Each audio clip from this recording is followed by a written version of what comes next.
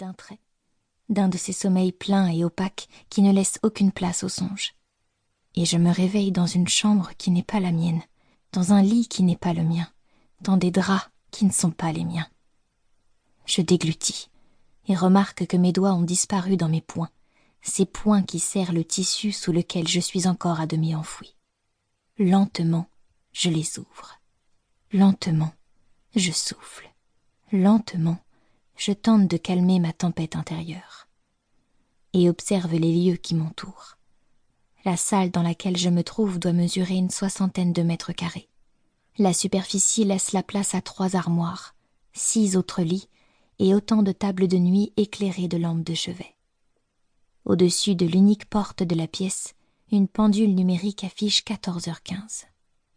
Des murs blancs, un plafond lumineux diffusant un éclairage tamisé, un parquet flottant blond, des tableaux au mur représentant des formes abstraites dans des tons pastels. Tout ici évoque un cadre apaisant, presque chaleureux. Mais les apparences sont de toute évidence trompeuses.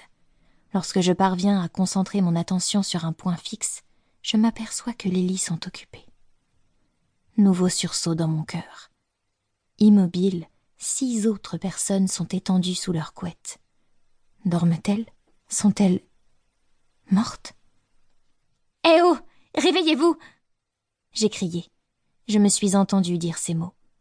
Pourtant ma voix a sonné comme celle d'une étrangère à mes oreilles, à la fois trop aiguë et pas assez stable. Les corps n'ont pas bougé. Ils n'ont même pas frémi. « Eh! Vous m'entendez » Aucun mouvement. Je clos mes paupières. J'ai la tête qui tourne à nouveau. Mes tempes pulsent comme si mon cœur avait quitté sa cage thoracique pour venir se loger dans mon crâne et le marteler à coups de burin. Il faut que je me lève. Je repousse les couvertures et m'assieds sur le bord du lit. Je porte une chemise de nuit longue à bretelles, blanche, elle aussi. Mes pieds sont nus. Je les pose par terre. La sensation de fraîcheur qui me gagne instantanément me fait du bien, m'ancre au sol, me raccroche au réel, au tangible. Vais-je réussir à me mettre debout? Je me redresse, vacille, tente de me rattraper au matelas derrière moi. Trop tard, je chute à terre. Surprise, j'essaye à nouveau de me remettre sur pied en m'agrippant au lit. Ce simple geste me demande un effort immense. Impression que mes os sont écrasés par une gravité décuplée, mais je parviens à me relever. Je fais un pas, puis un autre. C'est curieux cette sensation d'étrangeté. Comme si mon corps redécouvrait l'usage de la marche, comme s'il avait oublié la faculté de se maintenir debout, en équilibre, et de se déplacer. Que m'est-il arrivé? Les yeux braqués sur le lit le plus proche, je réussis à avancer malgré les tremblements dans mes jambes. En atteignant le couchage, je pose mes mains sur le drap et, incapable de lutter plus longtemps, m'effondre à genoux au niveau de la tête de lit. Mes yeux se trouvent à la hauteur du visage d'une jeune fille qui, étendue sur le dos, semble dormir d'un sommeil apaisé.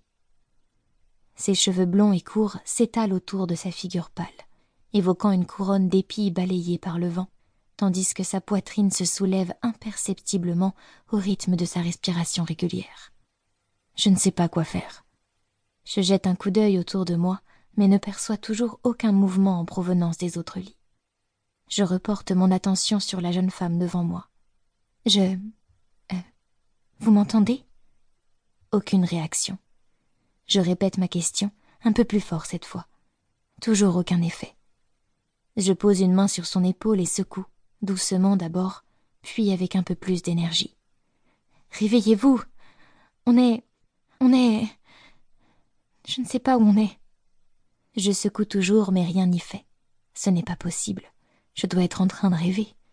Ce lieu que je ne connais pas, ces personnes que je n'ai jamais vues qui sont inanimées, ce ne peut être la réalité.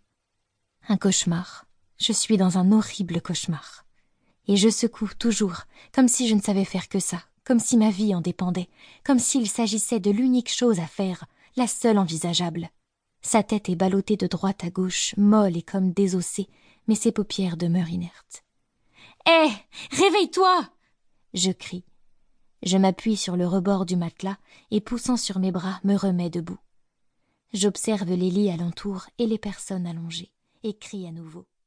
Pour continuer à écouter ce livre audio gratuitement, cliquez sur le lien dans la description et vous pourrez l'écouter en entier sans frais grâce à l'essai de 30 jours d'Audible.